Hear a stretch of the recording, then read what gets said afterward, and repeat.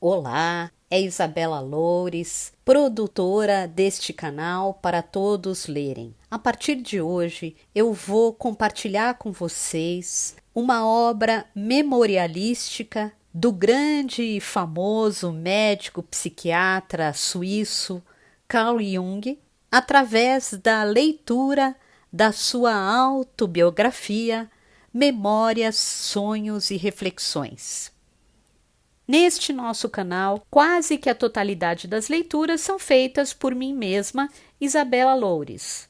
Porém, eventualmente, temos apresentado algumas parcerias de leitura e neste momento, diante da grande alegria de ter encontrado a leitura deste livro autobiográfico de Jung, Memórias, Sonhos e Reflexões, o qual há muitos anos atrás eu havia lido e agora, tendo-o encontrado para uma releitura e me alegrado demais, decidi então compartilhar no meu canal, apresentando todos os devidos e meritórios créditos ao psicólogo clínico de orientação psicanalítica e professor de psicologia e mestre em psicologia clínica e cultura da Universidade de Brasília, UNB, Gustavo Ribeiro.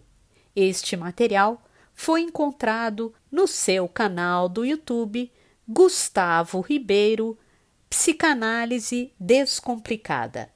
Gustavo mantém também uma página no Instagram chamada Núcleo Estudos Psicodinâmicos, Ensino e Discussão da Psicanálise, coordenação, professor mestre Gustavo Fernandes Ribeiro, @gustavo.fernandesribeiro.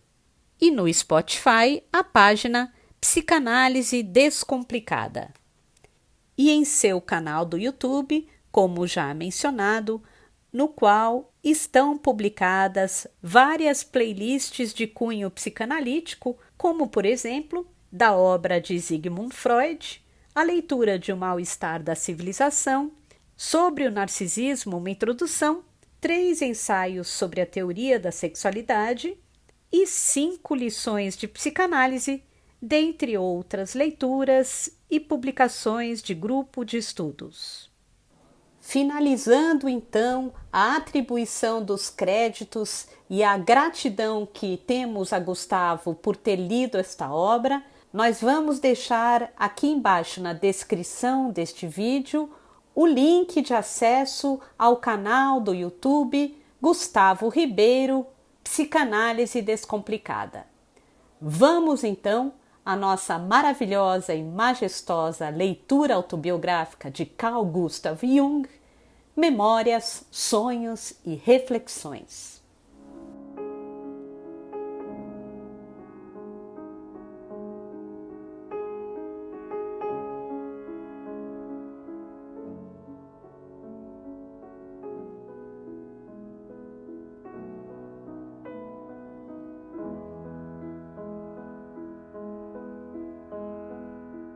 Bom dia a todos vocês, sejam bem-vindos a mais um encontro aqui do nosso Núcleo de Estudos Psicodinâmicos e hoje nós vamos começar a nossa leitura conjunta da obra de Jung com o livro Memórias, Sonhos e Reflexões, que é uma autobiografia muito bonita, né, escrita pelo próprio Jung no final de sua vida e que é um dos livros de entrada na obra dele. Nós vamos fazer a leitura hoje de 2 sessões do livro, já que é o nosso primeiro encontro, o prólogo e o capítulo sobre a infância. Então nós vamos conduzir a leitura, se você tiver aí com o seu livro, você acompanha junto, né? E ao final da sessão, a gente tece algumas considerações, assim, das nossas impressões, as nossas percepções sobre o que foi colocado aqui. Então vamos lá. Eu vou começar com o prólogo, então. Minha vida é a história de um inconsciente que se realizou. Tudo o que nele repousa aspira a tornar-se acontecimento, e a personalidade, por seu lado, quer evoluir a partir de suas condições inconscientes e experimentar-se como totalidade. A fim de descrever esse desenvolvimento, tal como se processou em mim, não posso servir-me da linguagem científica. Não posso me experimentar como um problema científico. O que se é, mediante uma intuição interior, e o que o homem parece ser, subspecie aeternitatis, só pode ser expresso através de um mito. Este último é mais individual e exprime a vida mais exatamente do que o faz a ciência, que trabalha com noções médias, genéricas demais, para poder dar uma ideia justa da riqueza múltipla e subjetiva de uma vida individual. Assim, pois, comecei agora, aos 83 anos, a contar o mito da minha vida. No entanto, posso fazer apenas constatações imediatas, contar histórias. Mas o problema não é saber se são verdadeiras ou não. O problema é somente este. É a minha aventura, a minha verdade. Quando se escreve uma autobiografia, não se dispõe de qualquer medida, de qualquer base objetiva, a partir da qual se possa chegar a um julgamento. Não há possibilidade de uma comparação exata. Sei que, em muitos pontos, não sou semelhante aos outros homens, e, no entanto, ignoro o que realmente sou. Impossível comparar o homem a qualquer outra coisa. Ele não é macaco, nem boi, nem árvore. Sou um homem, mas o que isso significa? Como todos os outros entes, também fui separado da divindade infinita, mas não posso confrontar-me com nenhum animal, com nenhuma planta ou pedra. Só uma entidade mítica pode ultrapassar o homem. Como formar então sobre si mesmo uma opinião definitiva? Cada vida é um desencadeamento psíquico que não se pode dominar a não ser parcialmente. Por conseguinte, é muito difícil estabelecer um julgamento definitivo sobre si mesmo ou sobre a própria vida. Caso contrário, conheceríamos tudo sobre o assunto, o que é totalmente impossível. Em última análise, nunca se sabe como as coisas acontecem. A história de uma vida começa em um dado lugar, um ponto qualquer, de que se guardou a lembrança, e já, então, tudo era extremamente complicado. O que se tornará essa vida, ninguém sabe. Por isso a história é sem começo e o fim é apenas aproximadamente indicado. A vida do homem é uma tentativa aleatória. Ela só é um fenômeno monstruoso, por causa de seus números e de sua exuberância. É tão fugitiva, tão imperfeita, que a existência de seres e seu desenvolvimento parece um prodígio. Isto já me impressionava quando era ainda um jovem estudante de medicina e julgava um milagre o fato de não ser destruído antes da minha hora.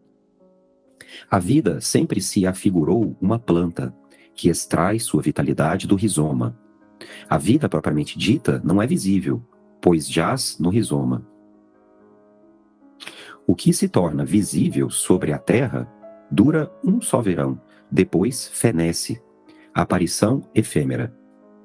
Quando se pensa no futuro e no desaparecimento infinito da vida e das culturas, não podemos nos furtar a uma impressão de total futilidade. Mas nunca perdi o sentimento da perenidade da vida sob a eterna mudança. O que vemos é a floração, e ela desaparece, mas o rizoma persiste. Em última análise, só me parecem dignos de ser narrados os acontecimentos da minha vida, através dos quais o mundo eterno irrompeu no mundo efêmero. Por isso falo principalmente das experiências interiores. Entre eles figuram meus sonhos e fantasias, que constituíram a matéria original de meu trabalho científico. Foram como que uma lava ardente e líquida, a partir da qual se cristalizou a rocha que eu devia talhar. Diante dos acontecimentos interiores, as outras lembranças empalidecem. Viagens, relações humanas, ambiente. Muitos conheceram a história do nosso tempo e sobre ela escreveram.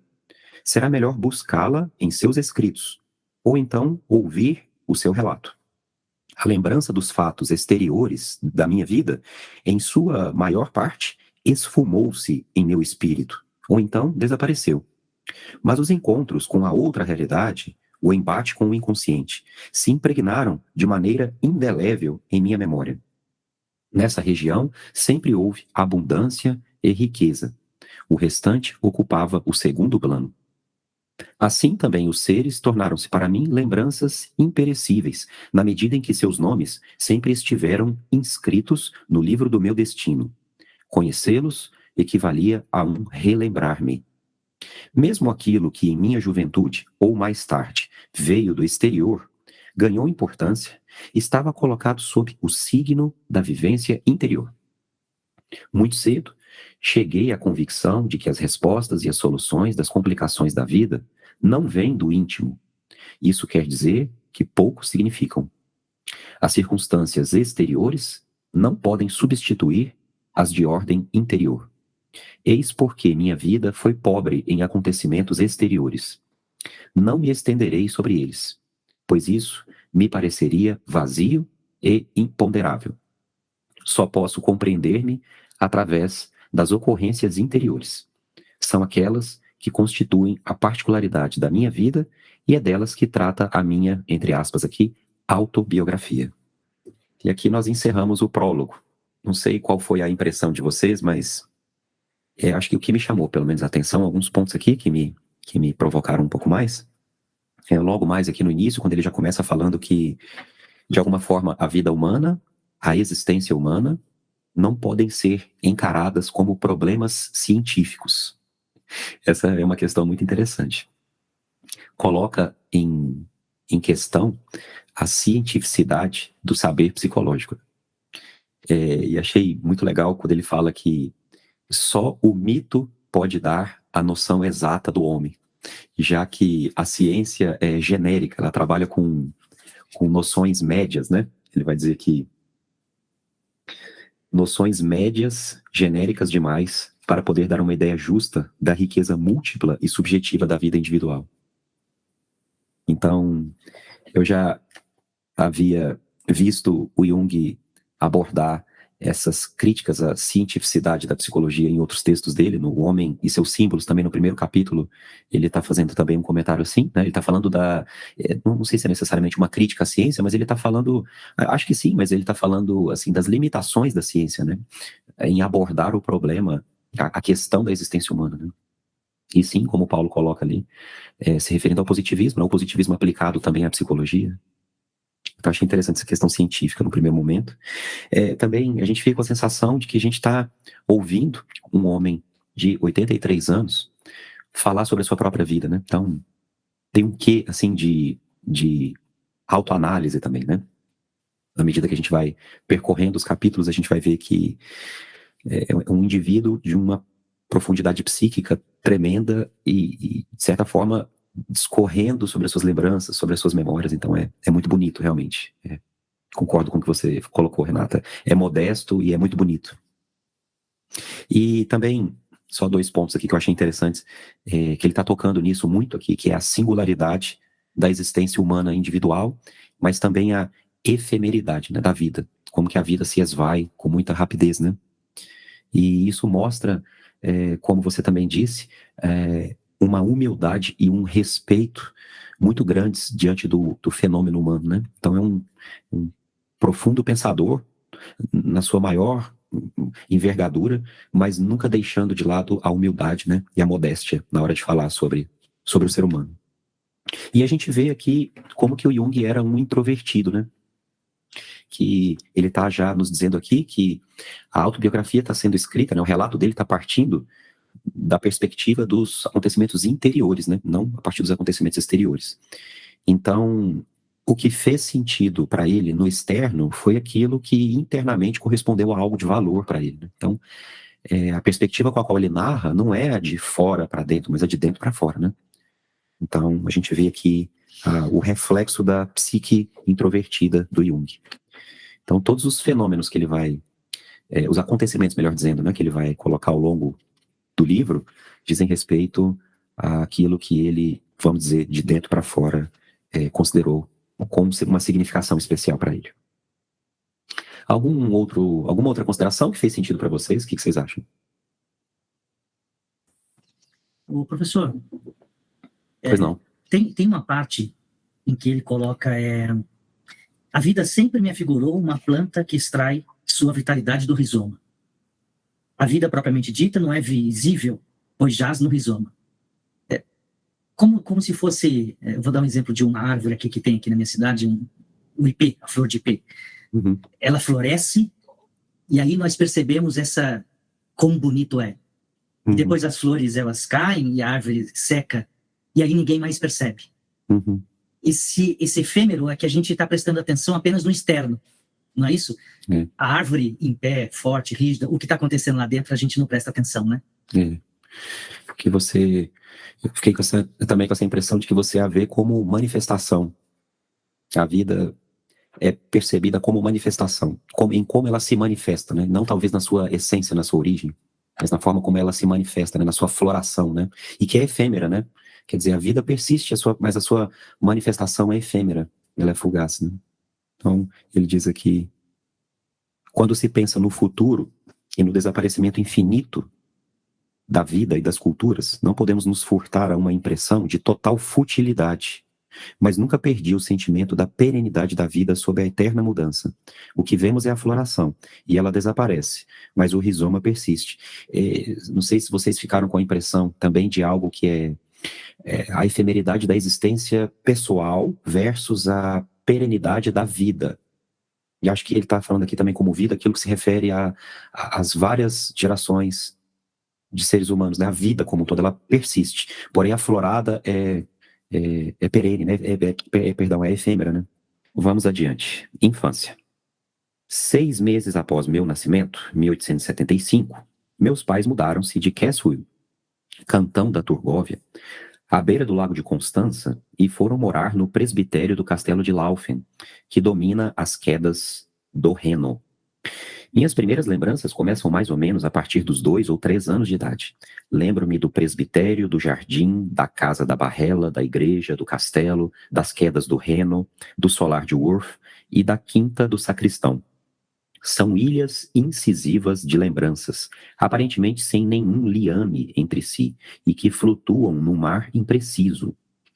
Surge aqui uma lembrança, talvez a mais remota da minha vida, e que, por isso mesmo, não é senão uma vaga impressão.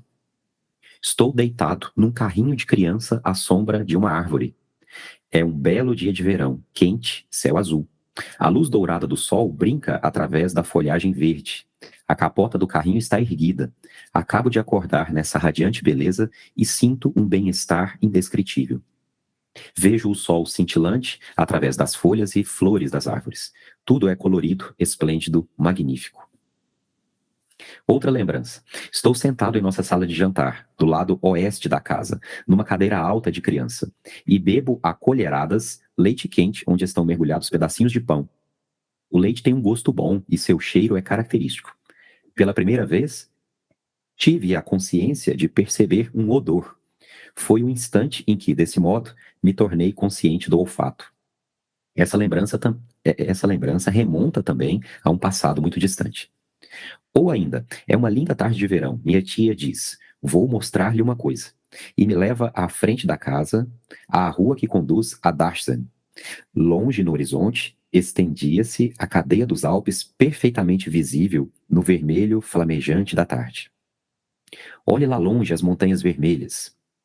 Vi os Alpes pela primeira vez. Disseram-me então que no dia seguinte as crianças de Dachsen fariam uma excursão escolar a Zurique sobre o Uetliberg.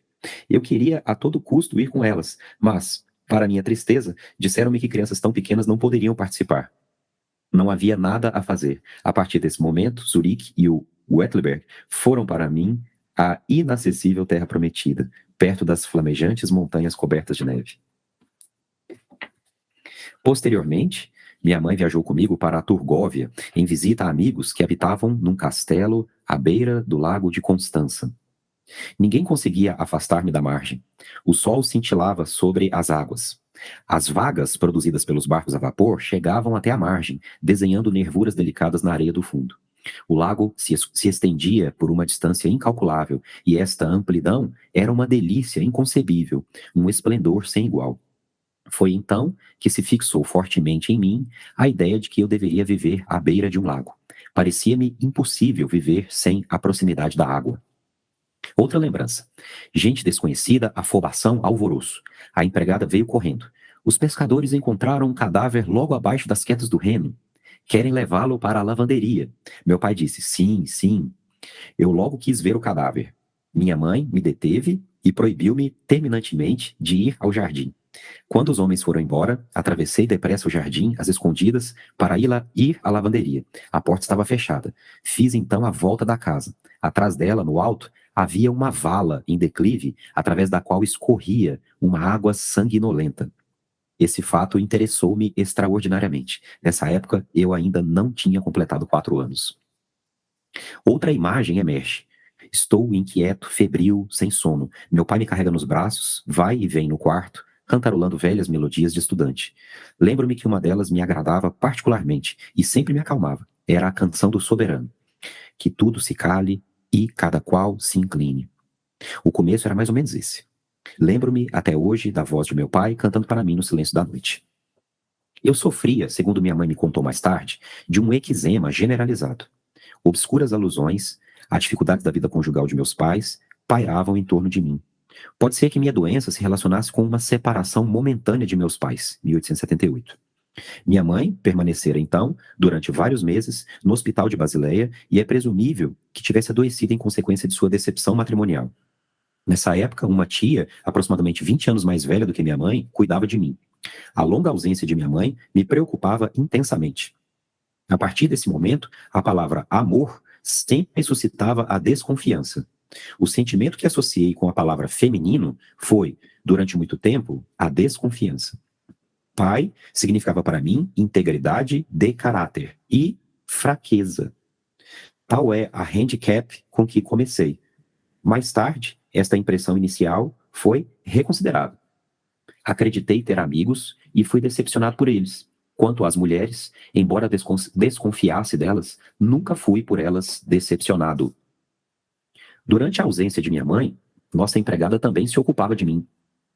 Sei ainda como me erguia nos braços e o modo pelo qual eu apoiava a cabeça em seu ombro. Tinha cabelos negros e pele azeitonada. Era muito diferente de minha mãe. Lembro-me da raiz de seus cabelos, de seu pescoço, cuja pele era fortemente pigmentada, de sua orelha. Tudo isso parecia estranho e, ao mesmo tempo, singularmente familiar. Era como se ela não pertencesse à minha família, mas unicamente a mim. Mas de um modo incompreensível, estava como que ligada a coisas misteriosas que eu não podia compreender. O tipo dessa moça tornou-se, mais tarde, um dos aspectos da minha ânima. Ao seu contato, eu experimentava o sentimento de alguma coisa insólita e, ao mesmo tempo, desde a muito conhecida. Tal era a característica dessa figura, que foi mais tarde para mim a quintessência do feminino. Na época da separação de meus pais, emerge ainda outra imagem-lembrança. Uma jovem muito bonita, amável, de olhos azuis e cabelo louro, me conduz num dia azul de outono, levando-me sobre áceres e castanheiros dourados. Caminhávamos ao longo do Reno, abaixo da queda, perto do solar de Worth. O sol brilhava através da ramagem. O chão estava juncado de folhas de ouro. Esta jovem que admirava meu pai, seria mais tarde minha sogra. Só a revi quando eu tinha 21 anos. São estas as lembranças exteriores. Seguem-se agora acontecimentos incisivos, perturbadores, dos quais guardo apenas uma recordação obscura e fragmentária. Uma queda do alto da escada, uma cabeçada violenta na quina de um aquecedor. Lembro-me ainda da dor e do sangue. Um médico veio dar os pontos no ferimento da cabeça, cuja cicatriz era visível até meus últimos anos de ginásio.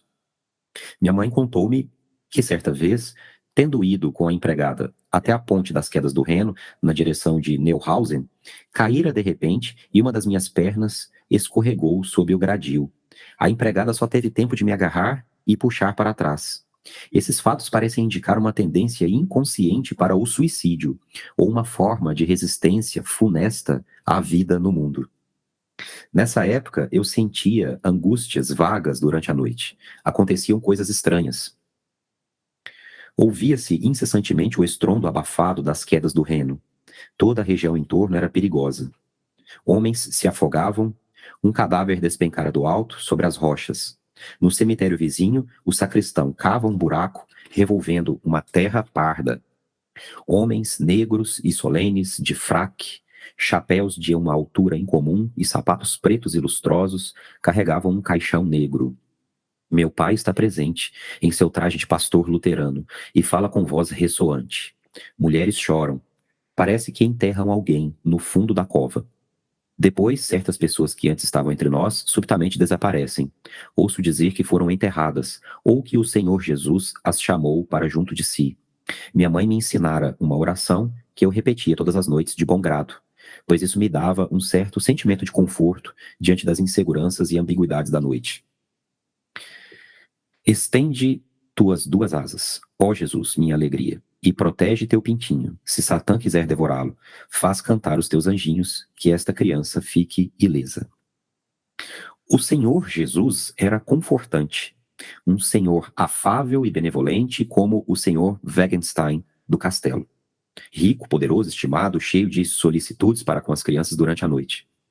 O fato de ser alado como um pássaro era um pequeno milagre que não me perturbava.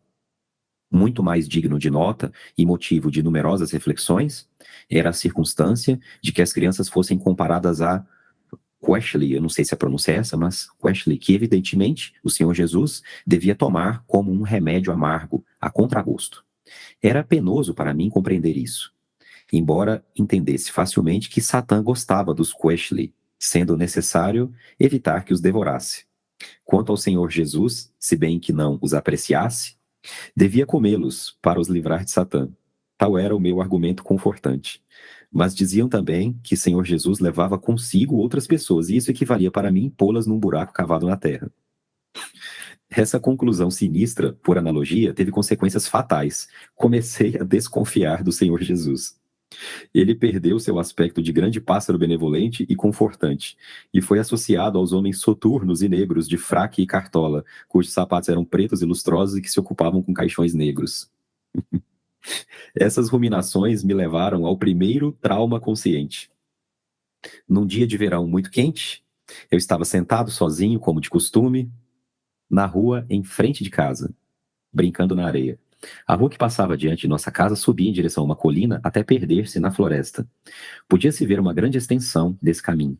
Nesse trajeto, percebi, descendo da floresta, uma estranha figura com um chapéu de abas largas e uma longa veste negra. Parecia um homem usando roupa feminina.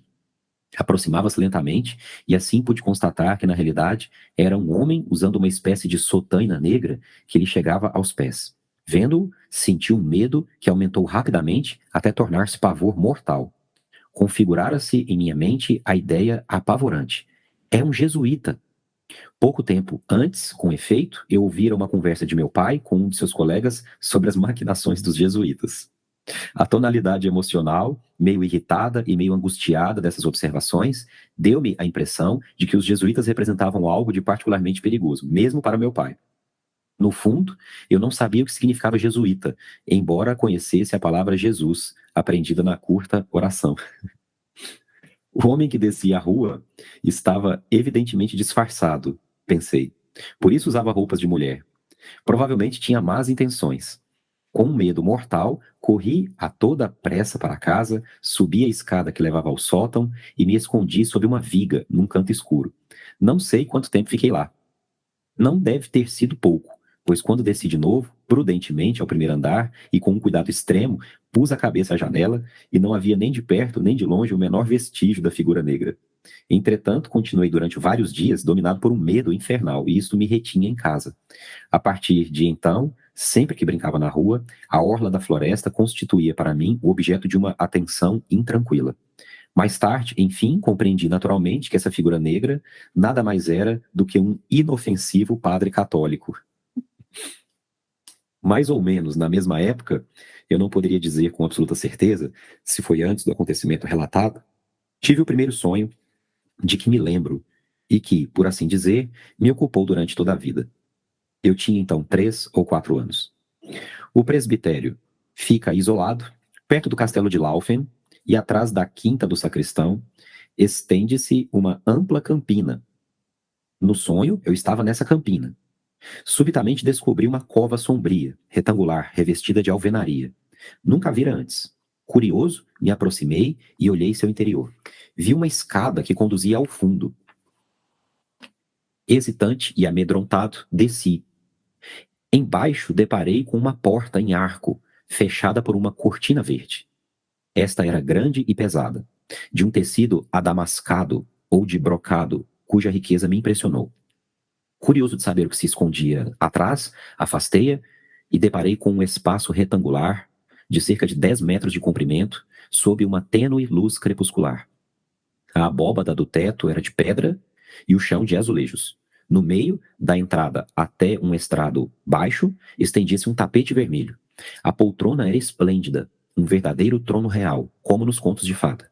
Sobre ele, uma forma gigantesca quase alcançava o teto. Pareceu-me primeiro um grande tronco de árvore.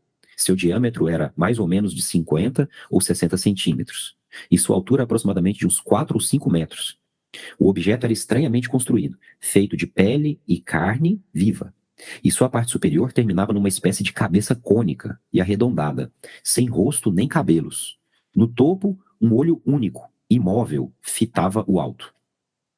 O aposento era relativamente claro, se bem que não houvesse qualquer janela ou luz. Mas sobre a cabeça brilhava uma certa claridade. O objeto não se movia, mas eu tinha a impressão de que, a qualquer momento, poderia descer do seu trono e rastejar em minha direção, qual um verme. Fiquei paralisado de angústia. Nesse momento insuportável, ouvi repentinamente a voz de minha mãe, como que vinda do interior e do alto, gritando: "Sim, olhe-o bem, isto é o devorador de homens." Senti um medo infernal e despertei, transpirando de angústia. Durante noites seguidas, não queria dormir, pois receava a repetição de um sonho semelhante. Este sonho preocupou-me através dos anos. Só muito mais tarde descobri que a forma estranha era um falo e, dezenas de anos depois, compreendi que se tratava de um falo ritual. Nunca cheguei a saber se minha mãe, no sonho, pretendera dizer: "Isto é o devorador de homens" ou "Isto é o devorador de homens." No primeiro caso, teria querido significar que não era Jesus ou o jesuíta, o devorador de crianças, mas o falo.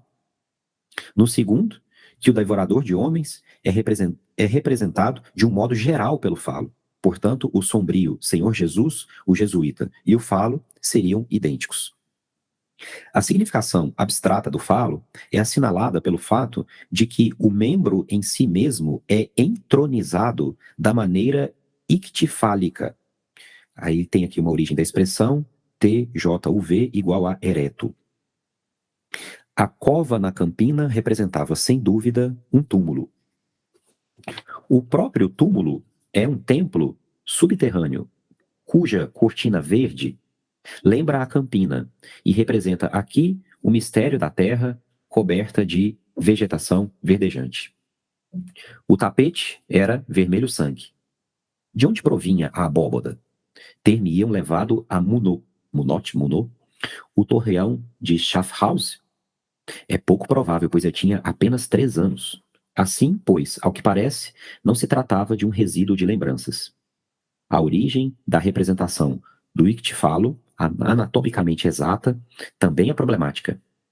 A interpretação do orificium uretrae, ou orifício uretral, como o olho, com uma aparente fonte de luz sobre ele, indica a etimologia de falo, que aqui vem de, lendo aqui literalmente, jalo, com um V maiúsculo, igual a luminoso, brilhante. O falo desse sonho parece, em todo caso, um deus subterrâneo, que é melhor não mencionar. Como tal, morou em mim, através de toda a minha juventude, e reaparecendo cada vez que se falava com demasiada ênfase no Senhor Jesus Cristo. O, entre aspas, Senhor Jesus nunca foi para mim completamente real, aceitável e digno de amor, pois eu sempre pensava em sua equivalência subterrânea como numa revelação que eu não buscara e que era pavorosa. O disfarce do jesuíta lançou uma sombra sobre a doutrina cristã que me ensinaram e que me pareceu às vezes uma solene mascarada, uma espécie de cortejo fúnebre. Embora as pessoas tomassem uma expressão séria ou triste, num abrir e fechar de olhos, pareciam rir secretamente, sem o menor sinal de aflição. O, entre aspas, Senhor Jesus se me afigurava, não sei porquê, uma espécie de Deus dos mortos protetor, uma vez que expulsava os demônios da noite, mas em si mesmo temível, pois era um cadáver sangrento e sacrificado. Seu amor e sua bondade incessantemente louvados diante de mim, pareciam-me suspeitos, pois aqueles que me falavam do bom Senhor Jesus eram principalmente pessoas de fraque negro, sapatos reluzentes, e que sempre me lembravam os enterros.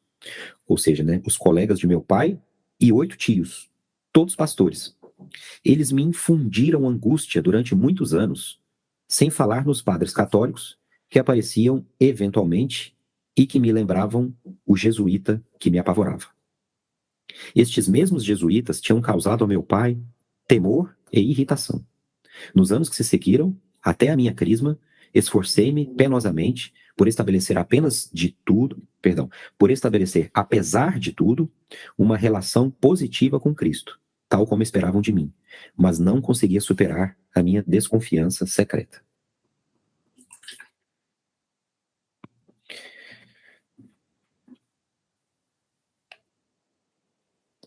Efetivamente, toda criança tem medo do homem de negro, mas não era esse o ponto essencial da minha experiência. O essencial era a formulação terrível de um conhecimento que se impunha a meu cérebro de criança. Abre aspas, é um jesuíta, fecha aspas. Assim, também, no meu sonho, o essencial é a singular manifestação simbólica e a surpreendente interpretação do devorador de homens. Não é o fantasma infantil do bicho-papão o essencial, mas o fato de que esteja sentado num trono subterrâneo feito de ouro. Para minha consciência de criança, era o rei que devia sentar-se num trono de ouro. Depois, num trono mais belo, mais alto e mais dourado. No céu azul longínquo, sentar-se-iam o bom Deus e o Senhor Jesus, coroados de ouro e vestidos de branco. Mas era do Senhor Jesus que vinha descendo a montanha arborizada, o jesuíta, com seu traje preto de mulher e um grande chapéu negro. Às vezes eu me sentia compelido a olhar para aquele lado para saber se o perigo não me ameaçava de novo. No sonho, eu descera ao fundo da gruta e lá encontrara um outro ser no trono dourado, um ser inumano, saído do mundo subterrâneo. Imóvel, ele olhava para o alto e se nutria de carne humana. Somente 50 anos mais tarde deparei, surpreendido, com a passagem de um comentário acerca dos ritos religiosos, cujo tema fundamental era o da antropofagia no simbolismo da comunhão. Nesse momento compreendi como era pouco infantil, como era madura e mesmo excessivamente precoce a ideia que começava a insinuar-se em minha consciência por ocasião daqueles 2 acontecimentos. Quem falava em mim? Que mente ideara esses acontecimentos? Que inteligência superior estava em ação? Sei que qualquer ignorante será tentado a dizer disparates acerca do homem de negro, do devorador de homens, do acaso, das interpretações imediatas, para apagar rapidamente algo que é terrivelmente incômodo, a fim de que a inocência familiar não seja perturbada. Ah, essa boa gente tão zelosa e saudável sempre me dá a impressão daqueles girinos otimistas que, confinados numa poça de água de chuva, agitam alegremente a cauda ao sol, sem pensar que no dia seguinte a água rasa secará. O que falava em mim nesse tempo? Quem propunha as questões supremas? Quem reunia o alto e o baixo, estabelecendo a base de tudo o que preencheria a segunda metade da minha vida de tempestades apaixonadas? Quem perturbava a tranquilidade e a inocência com esse pesado pressentimento da vida humana, a mais madura? Quem, senão o hóspede estrangeiro, vindo do alto e do baixo? Esse sonho de criança iniciou-me nos mistérios da terra. Houve nessa época, de certa forma, uma espécie de catacumba, onde os anos se escoaram até que eu pudesse sair de novo. Hoje sei que isso aconteceu para que a mais intensa luz possível se produzisse na obscuridade. Foi como que uma iniciação no reino das trevas. Nessa época, principiou inconscientemente a minha vida espiritual. Deixa eu fazer uma pausa para o café aqui.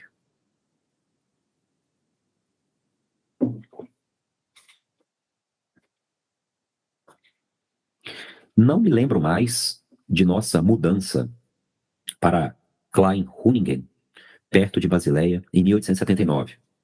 Mas guardo a clara recordação de um acontecimento que ocorreu alguns anos depois.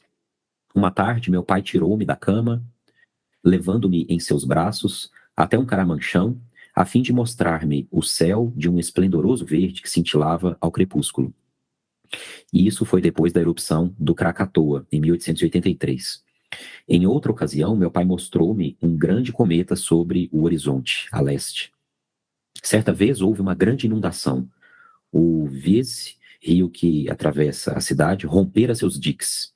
Uma ponte desabara, rio acima. 14 pessoas tinham se afogado, e as águas amarelas de lodo haviam-nas arrastado para o Reno. Quando as águas recuaram, alguém disse que havia cadáveres na areia. Eu não tive mais sossego. Encontrei o cadáver de um homem de minha idade, vestido de fraque negro. Provavelmente voltava da igreja. Jazia, meio encoberto pela areia, o braço sobre os olhos. Com grande espanto de minha mãe, fiquei igualmente fascinado ao ver matar um porco. Tudo isso era para mim do maior interesse. Minhas primeiras lembranças concernentes às artes plásticas datam também do período transcorrido em Kleinhuningen. Na casa de meus pais, um presbitério do século XVIII, havia um quarto sombrio e solene. Lá se encontravam os móveis mais finos e quadros antigos suspensos nas paredes. Lembro-me particularmente de uma pintura italiana que representava Davi e Golias. Era uma cópia ao espelho do ateliê de Guido Reni, cujo original se achava no Louvre. Não sei como esse quadro chegou às mãos da nossa família. Havia também outro quadro antigo, atualmente na casa de meu filho.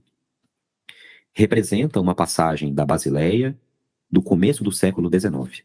Muitas vezes eu me esgueirava secretamente até esse aposento sombrio e isolado e ficava horas inteiras sentado diante dos quadros, admirando sua beleza, a única que conhecia. Certa ocasião, eu era ainda muito criança, tinha apenas 6 anos, uma tia levou-me à Basileia e mostrou-me os animais empalhados do museu. Lá permanecemos muito tempo, pois eu queria ver tudo, minuciosamente. Às 4 horas soou o sino, indicando que era a hora de fechar.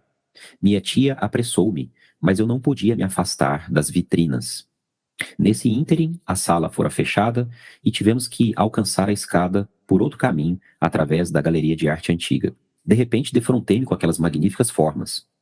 Completamente subjugado, arregalei os olhos, pois nunca vira nada de tão belo. Não me cansava de olhar. Minha tia puxava-me pela mão, impelindo-me em direção à saída. Eu ficava sempre um pouco para trás, enquanto ela gritava repetidamente: "Menino insuportável, feche os olhos." Só nesse momento observei que os corpos estavam nus, o sexo oculto sob folhas de parreira. Antes não havia notado esse detalhe.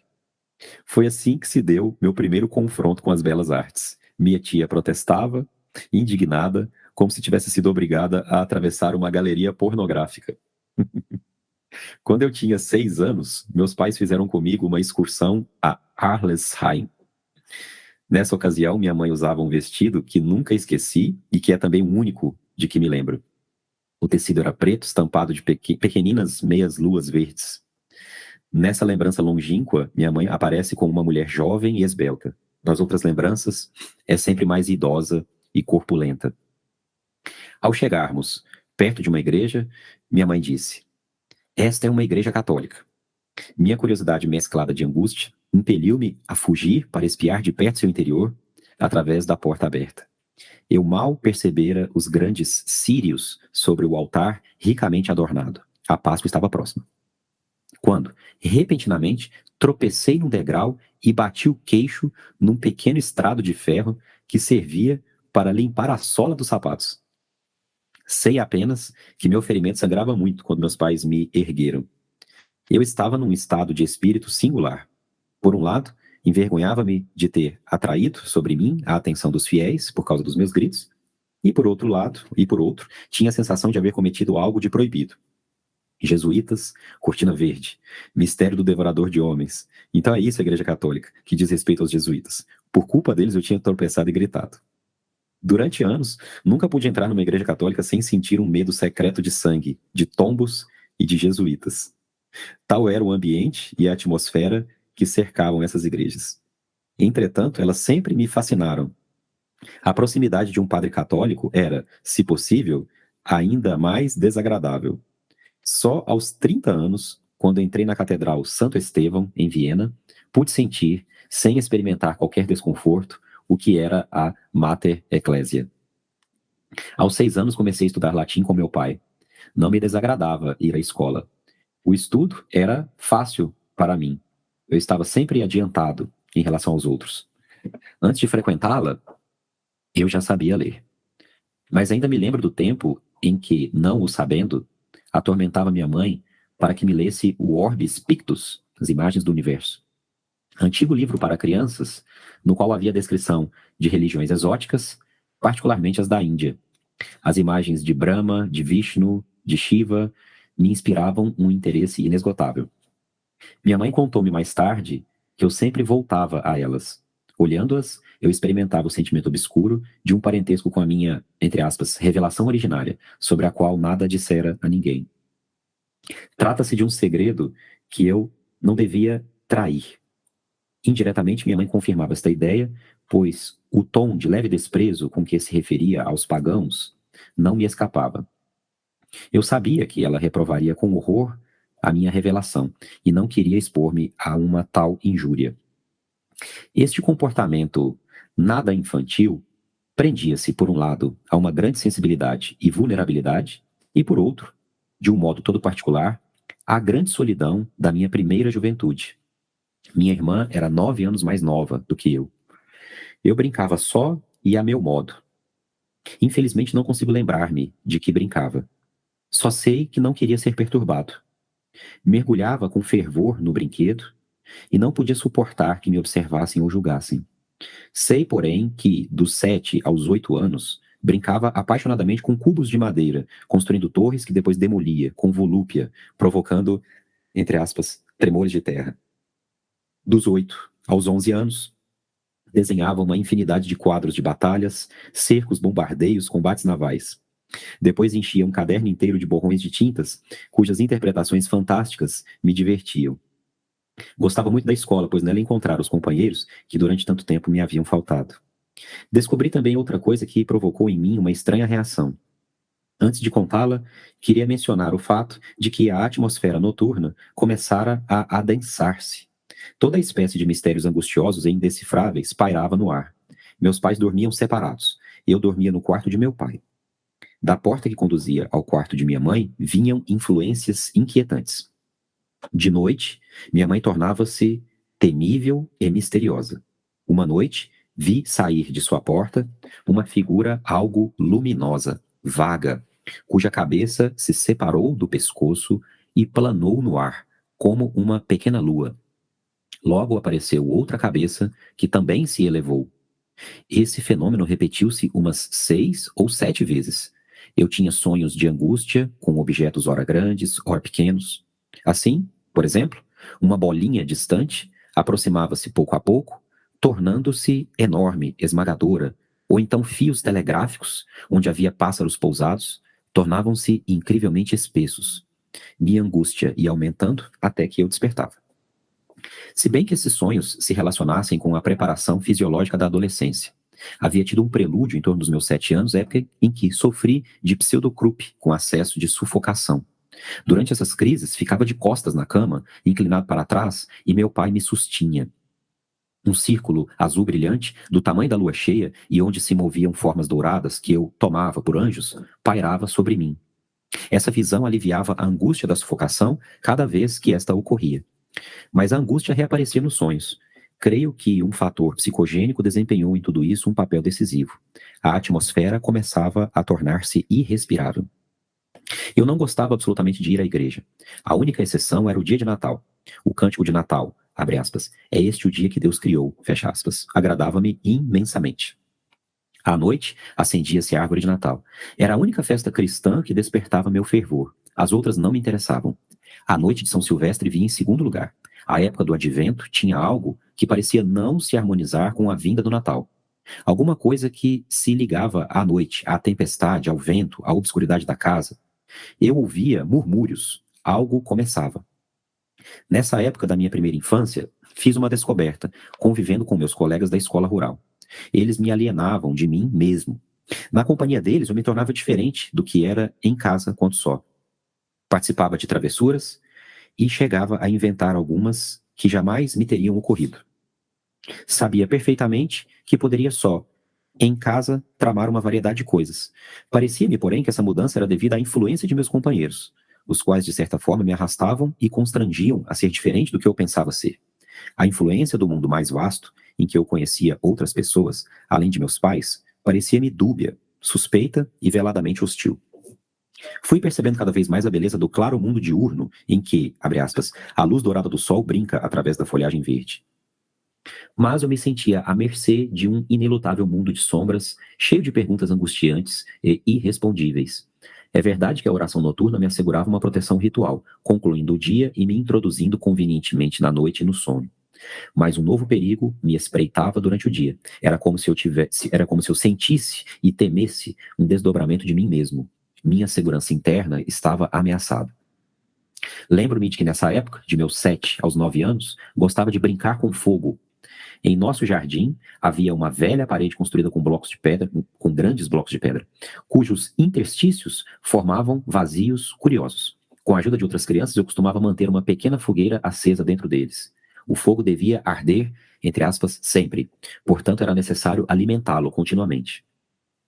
Devíamos unir nossos esforços a fim de juntar a madeira necessária. Ninguém, senão eu, tinha licença para cuidar diretamente do fogo. Meus companheiros podiam acender outras fogueiras em outros buracos, mas elas eram profanas e não me diziam respeito. Só meu fogo era vivo e tinha um evidente caráter sagrado. Durante muito tempo, esse foi o meu brinquedo preferido. Em frente dessa parede, havia uma encosta na qual ficava encravada uma pedra um pouco saliente, a minha pedra. Às vezes, quando estava só, sentava-me nela e então começava um jogo de pensamentos que seguia mais ou menos este curso. Eu estou sentado nesta pedra. Eu em cima, ela embaixo. Mas a pedra também poderia dizer eu e pensar. E eu estou aqui neste declive e ele está sentado em cima de mim. Surgiu então a pergunta: sou aquele que está sentado na pedra ou sou a pedra na qual ele está sentado? Esta pergunta sempre me perturbava. Eu me erguia, duvidava de mim mesmo, meditando acerca de quem seria o quê. Isto não se esclarecia, e minha incerteza era acompanhada pelo sentimento de uma obscuridade estranha e fascinante. O fato indubitável era que essa pedra tinha uma singular relação comigo. Eu podia ficar sentado nela horas inteiras, enfeitiçado pelo enigma que ela me propunha. 30 anos mais tarde, encontrei-me de novo no flanco dessa colina. Já era casado, tinha filhos, uma casa, um lugar no mundo, a cabeça cheia de ideias e projetos, e repentinamente redescobri em mim a criança que acende uma fogueira cheia de significações secretas, que se senta numa pedra sem saber se ela é a pedra ou se a pedra é ela. Lembrei-me bruscamente da minha vida em Zurique e ela me pareceu estranha, como uma mensagem vinda de outro mundo e de outro tempo. Isto era simultaneamente terrível e cheio de sedução. O mundo da minha infância, no qual eu acabava de mergulhar, era eterno e dele eu fora arrancado, precipitado num tempo que ia rolando incessantemente e se afastando cada vez mais. Tive que me desviar à força desse lugar para não comprometer o meu futuro. Esse momento é inesquecível, pois iluminou, à maneira de um relâmpago, o caráter de eternidade da minha infância. A significação dessa eternidade manifestou-se muito cedo, por volta de meus 10 anos. Minha divisão interior, minha insegurança no vasto mundo, levaram-me a um empreendimento incompreensível naquela época. Utilizei um estojo amarelo laqueado de guardar canetas, que tinha uma pequena fechadura, desses comumente usados pelos alunos da escola primária. Dentro dele havia uma régua. Na extremidade dela esculpi um homenzinho de cerca de 6 centímetros de comprimento, com fraque, cartola e sapatos lustrosos. Tingi-o com tinta preta, destaquei-o da régua e o pus no estojo, onde lhe preparara um pequeno leito. Fiz-lhe também um casaquinho com um retalho de lã. Coloquei perto dele um seixo no reno, polido, alongado, escuro, que eu pintara de várias cores com aquarela, de maneira que a parte inferior e a parte superior ficassem separadas. Guardei o seixo muito tempo no bolso de minhas calças. Era a pedra dele. Tudo isso constituía um grande segredo que, no entanto, eu não compreendia. Levei às escondidas o estojo com um homenzinho ao sótão, lugar em que era proibido brincar, porque o assoalho carcomido e podre não oferecia segurança.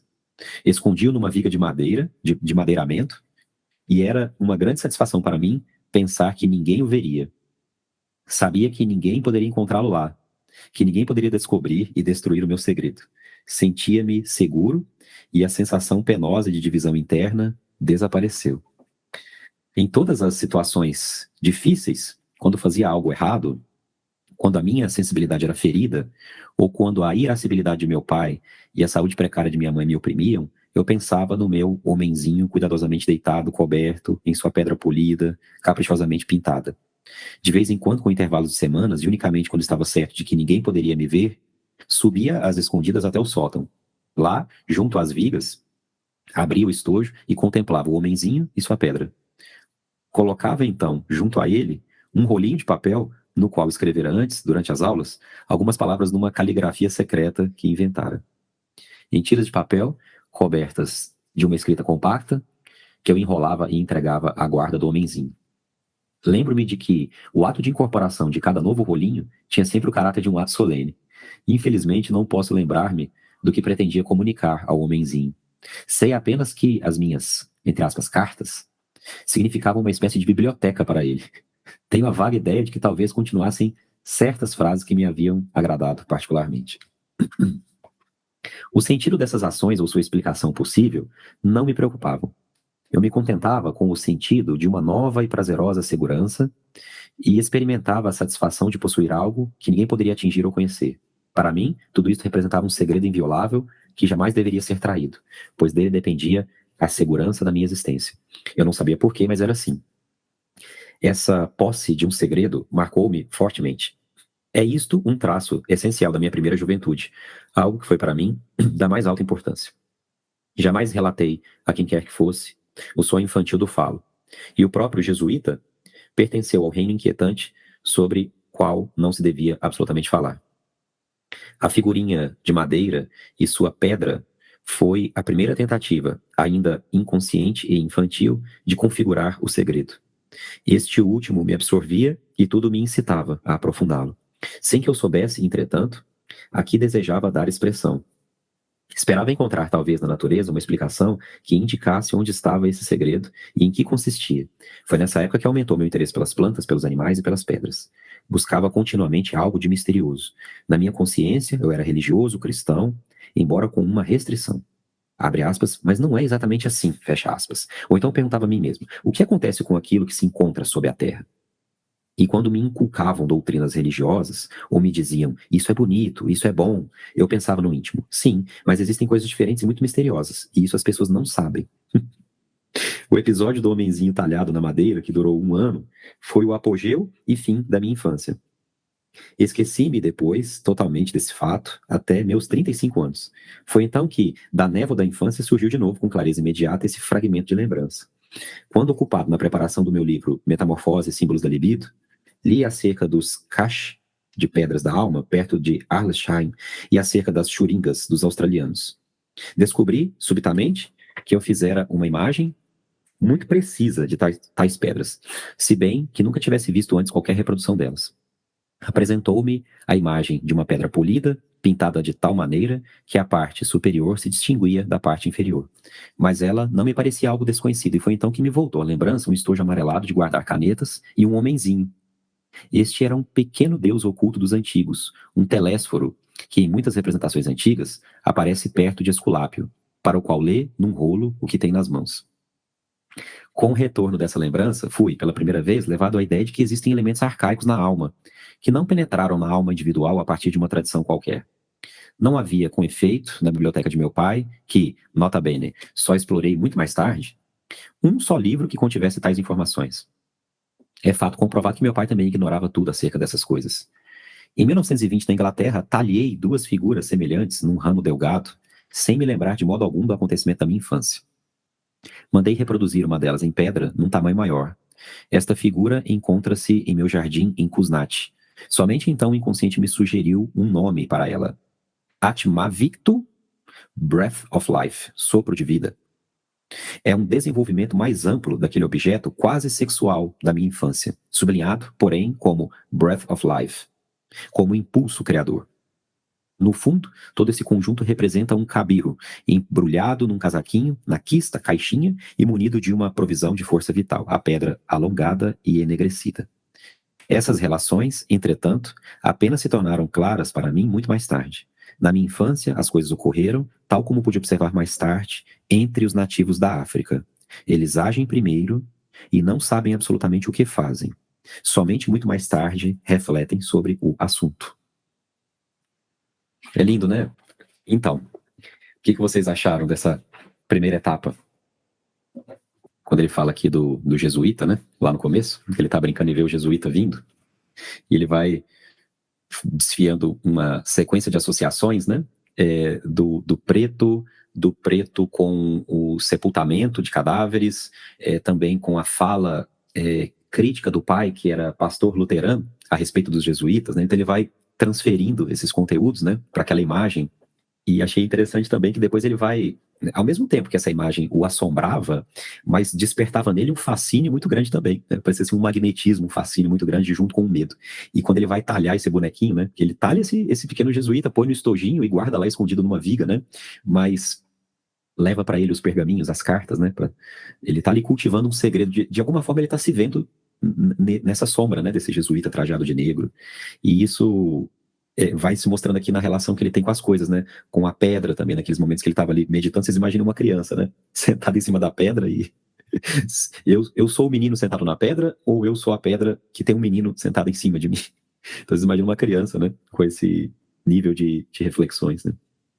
Eu acho que ele também está se referindo aqui com isso a não racionalizar tudo que faz, né? Não encontrar as razões pelas quais agimos, mas não fazer meio, talvez, da intuição, talvez daquilo que se sente, né? O agir, o fazer. E como que a gente, numa cultura ocidental, é educado ao contrário. Primeiro pensar e depois agir, né? E desconsideramos toda essa gama de conteúdos, né? Então, essa questão do sonho aqui também me chamou muito a atenção, né, que acho que representa um pouco dessa descida ao inconsciente, né? O sonho do falo gigante devorador de homens. Esse foi um ponto que me chamou muito a atenção. E aí ele vai tentando fazer aqui algumas associações, né? Algumas interpretações, embora ele não esclareça, assim, me pareceu exatamente o conteúdo do sonho, mas ele está falando de um episódio muito marcante aqui, né? Nesse falo que transcende a significação freudiana do falo como sendo um símbolo da metáfora paterna, do masculino, mas aqui transcendendo para uma coisa que vai para um patamar de algo quase divino, né? Então ele vai falar que a etimologia de falo como luminoso, brilhante, né? Ele está entronado, né? Talvez tenha uma possível referência ao falo devorador de homens como algo que diz respeito à castração num nível do inconsciente pessoal, portanto freudiano, mas que tenha também uma outra possibilidade de interpretação que seria uma visão mais mítica, né, do falo, aqui como sendo talvez uma referência à divindade, né, alguma divindade. Faz lembrar também a figura mítica a figura mitológica de Cronos, né, devorador de homens, aquele que devorava os próprios filhos, né, que é uma associação com o tempo também, já que Cronos é o deus do tempo. Então tem muitos aspectos aqui, acho que, assim, bem de um modo geral, o que me chamou também a atenção, no momento que ele fala aqui também, que ele não se lembra das brincadeiras que ele tinha quando criança, né? Mas e que na presença dos meninos, dos amigos dos meninos, ele era diferente do que ele era. Então ele não lembra muito desse brincar externo, do que ele brincava, né, com o que ele brincava, mas ele lembra muito do que aconteceu com ele, né, dos sonhos, das fantasias. Então é aquilo que ele nos disse no prólogo, né, de que a história é narrada a partir de uma perspectiva interna, não de uma perspectiva externa. E em um momento ou outro que os acontecimentos externos aparecem aqui, né, como essa questão das enchentes, algumas catástrofes que ocorreram aqui, mas é tudo realmente o que se passa internamente com ele. E também me chamou a atenção a curiosidade dele a respeito da morte, né? O tempo todo ele está falando desses cadáveres que apareceram no rio, dos afogamentos, né? E o fascínio que ele tinha a respeito da morte. Isso também me chamou um pouco a atenção. Como que algumas coisas que estão aqui, como essa história do homenzinho da pedra, ele vai se lembrar aos 35 anos, né? Como se tivesse uma espécie de um véu, né? Porque a lembrança tá lá. Você sabe dela. Ela só não tá acessível. Então, algo acontece e você desvela e você reconecta. Mas isso é possível, de fato, eu acho que concordo com vocês, quando há um olhar para si, né? E aí você falou das condições, né? De fato, me parece que é necessário um isolamento para se produzir um relato desses. E coisa que a vida moderna não tem nos permitido muito, né? Porque o tempo todo tem algo nos puxando para fora. É difícil a gente conseguir, às vezes, se reservar e refletir sobre o que acontece dentro de nós. O tempo todo as coisas estão nos pedindo atenção. E a gente vive muito desconectado de si. Então a gente se surpreende mesmo, assim, quando lê algo assim, porque é uma vida muito diferente, acho que da que a gente tá mais acostumado a viver, né? Fantástico. Interessante que quando se trata de coisas sabidas pelas outras pessoas, ele se distingue, né? Então ele fala assim, mas tem outras coisas muito mais interessantes e que ninguém sabe. Aí ele tem interesse pelos mistérios. Mas quando se trata de coisas da natureza, ele meio que se mescla a elas, né? Com a questão da pedra, a questão do fogo, né? De manter o fogo sagrado ali, o fogo secreto. Então, assim, ficou me parecendo que quando se trata da relação com pessoas, ele gosta de se perceber diferente, distinto dos outros, mas nas coisas assim, vamos dizer assim, daquilo que é da natureza, ele parece que se dissolve, assim, às vezes até se confunde um pouco. Ou no campo do sonho, da fantasia, né? Então, achei interessante também. Assim, percebe assim, uma necessidade de se ver diferente das outras pessoas, de se reconhecer como distinto dos outros, né? Não pertencer. Acho que em algum momento aqui ele vai falar que não importa tanto se o que ele está lembrando é verdade ou não, mas se é a minha verdade.